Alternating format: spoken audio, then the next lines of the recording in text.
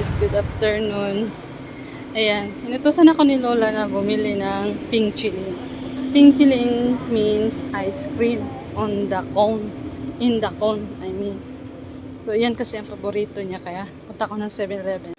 Kaya tinanong din si Lola kung anong gusto niya. Kasi dalawang flavor yung chocolate. I mean yung ice cream. Chocolate at saka vanilla. Tinanong ko din yung panganay na anak ni Lola kung ano yung gusto niya. Yung vanilla or chocolate. And he said vanilla lang kasi hindi masyadong matamis. Yung akin naman vanilla or chocolate. Tingnan ko na lang. At saka yung si Grace gusto naman niya chocolate. At saka yung Indo, gusto naman niya vanilla. So, bibili ako ng 5 piraso. Na rin pampabawi ni Lola sa amin kasi yung dalawang kasama aalis na. Kaya, hindi man kami nabigyan ng nung nawala si Lola. Sabi nga nila, may ampaw daw. Pero, wala eh. I think so, wala talaga kami tanggap. Pero okay lang. At least may ice cream. So, malapit na yung 7-Eleven. Yan.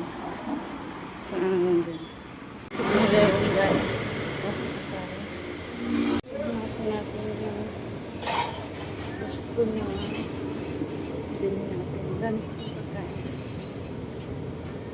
Pili din pala ako may ng sabon. Tapos na. Ito yung ice cream. Sa dulo. Ice cream. Yung ice cream. Ice cream. Ang dami, pili pala. Ito yung pinaka-favorite ng Lola. Ice cream. Ang dami dito. Puro ice cream. Tinda dito.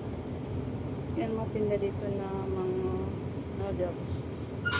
Yung biho na light lang. Mura lang naman.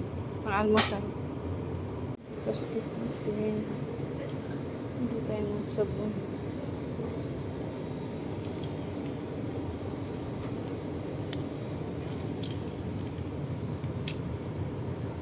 Ito yung paborito kong sabon. Goat soup.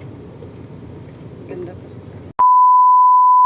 Ayan guys, yung ice cream natin. Ito yung chocolate. Chocolate ice cream.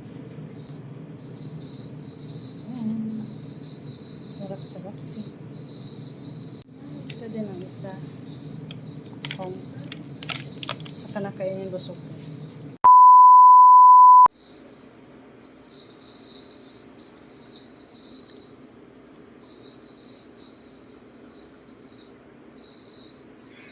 Mas malambot.